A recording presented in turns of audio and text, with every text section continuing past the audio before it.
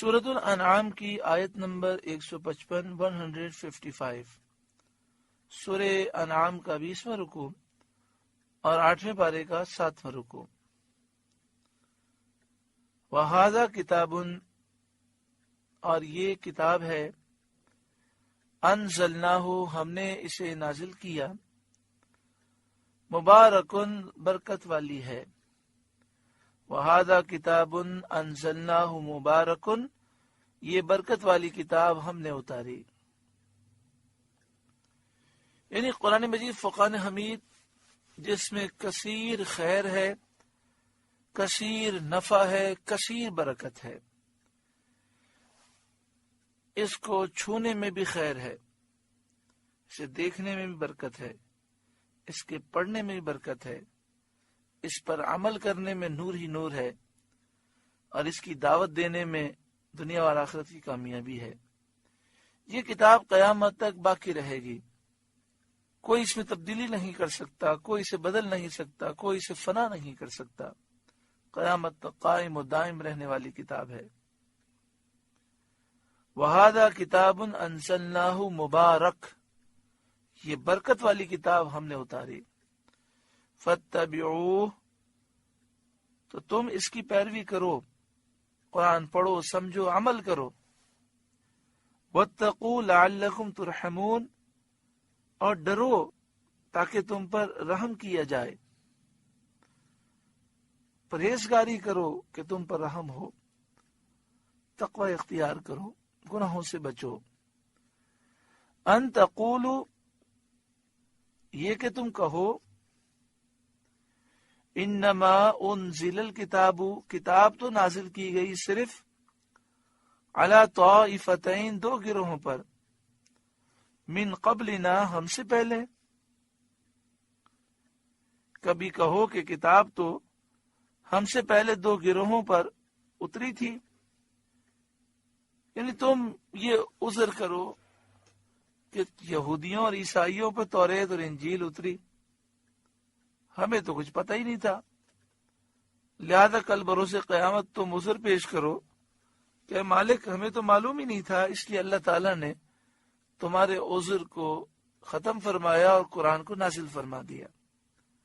ان تقولوا انما انزل الکتاب علی طائفتین من قبلنا، کبھی کہو کہ کتاب تو ہم سے پہلے دو گروہوں پر اتری تھی، وَإِن كُنَّا، اور بے شک ہم تھے، عن دراستہم، ان کے پڑھنے پڑھانے سے، لغافلین، ضرور غافل تھے، اور ہمیں ان کے پڑھنے پڑھانے کی کچھ خبر نہ تھی، کیونکہ وہ ہماری زبان ہی میں نہ تھی۔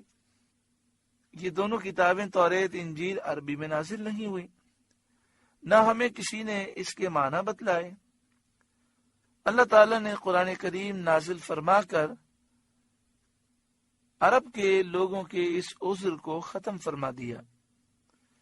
او تقولو، یا کہو تم، لو انا انزل علینا الکتاب، اگر ہم پر کتاب اترتی، لکننا اہدی منہم، تو ہم ان سے زیادہ ٹھیک راہ پر ہوتے۔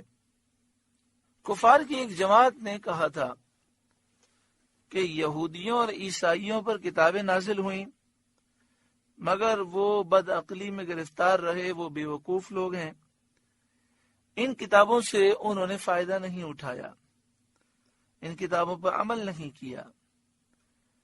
کفار نے کہا کہ ہم ان کی طرح خفیف العقل اور نادان نہیں ہیں، بے وقوف نہیں ہیں، ہماری عقلیں صحیح ہیں، ہماری عقل، ذہانت، فہم و فراست ایسی ہے کہ اگر ہم پر کتاب اترتی تو ہم سیدھی راہ پر ہوتے۔ اللہ تعالیٰ نے قرآن پاک نازل فرما کر ان کا یہ عذر بھی دور فرما دیا۔ فَقَدْ جَاءَكُمْ بَيِّنَةٌ مِّن رَبِّكُمْ، تو تمہارے پاس تمہارے رب کی روشن دلیل آ گئی، وَهُدًى وَرَحْمَةٌ، اور ہدایت اور رحمت آئی۔ یعنی یہ قرآن پاک جس میں حجت واضح صاف بیان ہدایت اور رحمت ہے، وہ کتاب آ گئی۔ اب بھی اگر تم اس پر عمل نہیں کرو گے تو کل بروز قیامت کیا عذر پیش کرو گے؟ فمن اظلم ممن کذب بآیات اللہ، تو اس سے زیادہ ظالم کون جو اللہ کی آیتوں کو جھٹلائے، وصدف عنہا، اور ان سے منہ پھیرے۔ سنجزی الذین یصدفون عن آیاتنا، ان قریب وہ جو ہماری آیتوں سے منہ پھیرتے ہیں ہم انہیں سزا دیں گے، سوء العذاب، برے عذاب کی سزا دیں گے، بما کانوا یصدفون، بدلہ ان کے منہ پھیرنے کا۔ هل ينظرون، کاہے کے انتظار میں ہیں، کس چیز کا وہ انتظار کر رہے ہیں؟ جب وحدانیت پر اور رسالت پر زبردست دلیلیں حجتیں قائم ہو چکی اور کفر اور گمراہی کے اعتقادات کا باطل ہونا ظاہر کر دیا گیا، تو یہ ایمان کیوں نہیں لاتے؟ ایمان لانے میں توقف کیوں ہے؟ کیا انتظار باقی ہے؟ الا ان تأتیہم الملائکہ، مگر یہ کہ آئیں ان کے بعد فرشتے آئیں ان کی روحیں نکالنے کے لیے۔ یعنی یہ انتظار کر رہے ہیں، اتنے دلائل کے بعد بھی ایمان نہیں لاتے۔ جب فرشتے دیکھیں گے پھر ایمان لائیں گے، جو فرشتے ان کی روح نکالنے کے لیے آئیں گے۔ او یأتی ربک، یا تمہارے رب کا عذاب آئے، اس کا انتظار کر رکھے ہیں، جب عذاب آئے گا تو یہ ایمان لائیں گے۔ او یأتی بعض آیات ربک، یا تمہارے رب کی ایک نشانی آئے تو یہ ایمان لائیں گے۔ جمہور مفسرین کے نزدیک اس نشانی سے سورج کا مغرب سے طلوع ہونا مراد ہے، یعنی او یأتی بعض آیات ربک، تمہارے رب کی ایک نشانی آئے سے مراد قیامت کی نشانیوں میں سے ایک نشانی آئے۔ اب سوال ہے کہ یہاں کون سی نشانی مراد ہے؟ تو جمہور مفسرین کا کہنا یہ ہے کہ یہاں وہ نشانی مراد ہے جب سورج مشرق سے طلوع نہیں ہوگا بلکہ وہ مغرب سے طلوع ہوگا۔ ترمذی کی حدیث میں بھی ایسا ہی وارد ہے، ایسا ہی آیا ہے۔ بخاری و مسلم کی حدیث میں ہے کہ قیامت قائم نہ ہوگی جب تک سورج مغرب سے طلوع نہ کرے، اور جب وہ مغرب سے طلوع کرے گا، مغرب سے نکلے گا اور اسے لوگ دیکھیں گے تو سب ایمان لائیں گے، لیکن ایمان قبول نہ ہوگا، یہ ایمان نفع نہ دے گا۔ یوم یأتی بعض آیات ربک لا ینفع نفسا ایمانها، جس دن تمہارے رب کی وہ نشانی آئے گی کسی جان کو ایمان لانا کام نہ دے گا، فائدہ نہ دے گا۔ لم تکن آمنت من قبل، جو پہلے ایمان نہ لائی تھی، جو جان پہلے ایمان نہ لائی تھی، سورج کو مغرب سے طلوع ہوتا ہوا دیکھ کر ایمان لائے گی تو اس کا ایمان اسے فائدہ نہ دے گا۔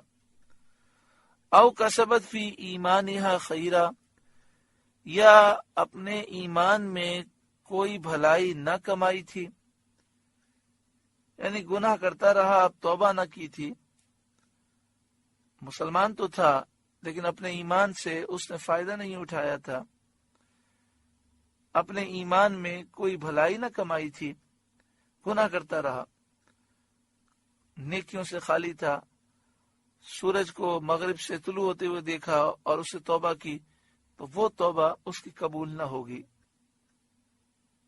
یہاں پر حضرت صدر افاضل مولانا نعیم الدین مراد آبادی علیہ رحمہ لکھتے ہیں یعنی طاعت نہ کی تھی، یعنی عبادت نہ کی تھی، صرف مومن تھا، اب وہ توبہ کرے اور یہ عزم کرے کہ میں عبادت کروں گا تو اس کی توبہ قبول نہ ہوگی۔ معنی یہ ہے کہ نشانی آنے سے پہلے جو ایمان نہ لائے، نشانی کے بعد اس کا ایمان قبول نہیں۔ اسی طرح جو نشانی سے پہلے توبہ نہ کرے، نشانی کے بعد اس کی توبہ قبول نہیں۔ لیکن جو ایماندار پہلے سے نیک عمل کرتے ہوں گے، نشانی کے بعد بھی ان کے نیک عمل مقبول ہوں گے۔ یعنی سورج مغرب سے طلوع ہو گیا تو جو پہلے سے نیک ہیں، پہلے سے مومن ہیں، وہ مزید نیکیاں کرتے رہیں گے تو ان کی مزید نیکیاں قبول ہوں گی۔ آپ سے گزارش ہے کہ قرآن کے اس پیغام کو آگے پہنچا کر ثواب جاریہ حاصل کریں۔